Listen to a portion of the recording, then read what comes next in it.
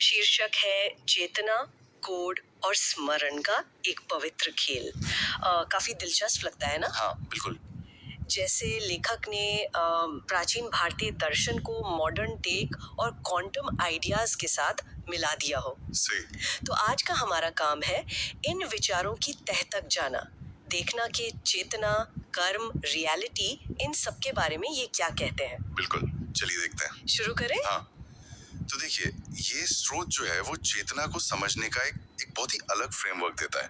ये कहता है कि हमारा जो मन है वो एक तरह का हार्डवेयर है। हार्डवेयर, अच्छा। हाँ, और जो सहस्रार चक्र है सिर के ऊपर, वो एक दिव्य पोर्ट है, एक इंटरफेस जो हमें एक हायर सोर्स से जोड़ता है। हायर सोर्स मतलब वैकुंठ लोक।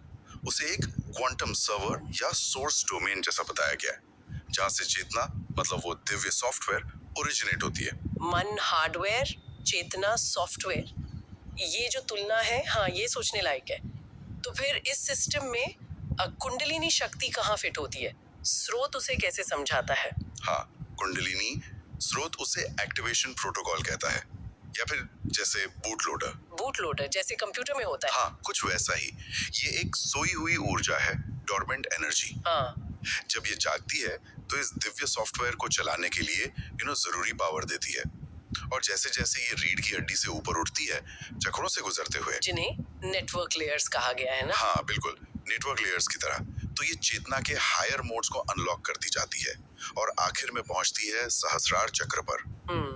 इस पूरी प्रोसेस को कहा गया है चेतना फर्मवेयर अपडेट। चेतना फर्मवेयर अपडेट, अरे वाह, ये तो कमाल का आइडिया है। हाँ, और इससे फिर ज्ञान, करुणा, यहाँ तक कि वैकल्पिक समय रेखाओं की दृष्टि, ये सब डाउनलोड हो सकता है। वैकल्पिक समय रेखाएं, इंटरेस्टिंग।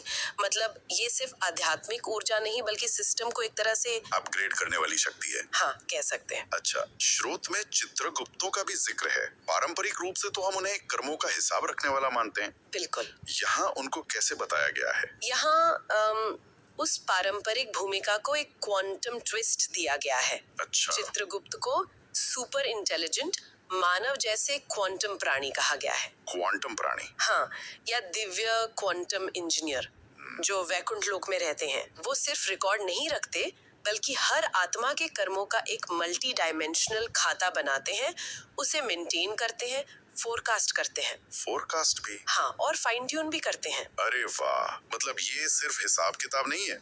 नहीं, बिल्कुल नहीं। ये एक एक्टिव मल्टी डिमेंशनल गणना प्रक्रिया है। हर सोच, हर काम को एक कर्मिक डेटा स्ट्रीम की तरह लॉग करते हैं, जिसे फिर प्रारब्ध कर्म में कंप्रेस किया जाता है, मतलब इस जीवन के लिए जो तय है। और वो भविष्य के परिणामों का सिमुलेशन करने के लिए दिव्य प्रेडिक्टिव मॉडल भी चलाते हैं। भविष्य के परिणामों का सिमुलेशन, इससे तो यही सवाल उठता है कि क्या हमारा भाग्य, हमारी डेस्टिनी पूरी तरह से प्री डिटरमाइंड है, एक स्क्रिप्ट की तरह? सही सवाल है। और दिलचस्प बात यह है कि स्रोत इसे गतिशील कोड कहता है, डायनामिक कोड। गतिशील मतलब फिक्स्ड नहीं है? हाँ, मतलब प्रारब्ध एक बेसलाइन तो सेट करता है, पर वो पत्थर की लकीर नहीं है। एक जागरूक आत्मा जो अवेकेंड सोल है, वो इस कर्मिक मैट्रिक्स के अंदर एक कुशल प्रोग्रामर या नेविगेटर बन सकती है। अच्छा, कैसे? वो अपनी प्रतिक्रियाओं को बदल सकती है, कर्म के दूसरे रास्तों पर चल सकती है, और यहाँ तक कि ग्रेस पैच मतलब डिवाइन इंटरवेंशन, उसे भी एक्सेस कर सकती है। Grace patch, divine intervention. तो भाग्य को एक बहती नदी की तरह समझिए। आप उसे रोक नहीं सकते पूरी तरह, लेकिन उसमें तैरना सीख सकते हैं कुशलता से। बिल्कुल बिल्कुल। और श्रोता चक्रों को दिव्य फायरवॉल भी कहता है। फायरवॉल? हाँ, जो ऊर्जा के फ्लो को कंट्रोल और रिफाइन करते हैं। तो कुल मिलाकर ये प्राचीन ज्ञान और मॉडर्न रूपकों का जो मिश्रण है, ये हमें रियलिटी को एक बहुत ही कॉम्प्लेक्स, एक कोडेड सिस्टम की तरह देखने का नजरिया देता है। सही। एक ऐसा खेल जिसमें हम सिर्फ कैरेक्टर नहीं है बल्कि शायद उस कोड को बदलने वाले, उसे प्रभावित करने वाले खिलाड़ी भी हो सकते हैं, पोटेंशियली। निश्चित रूप से।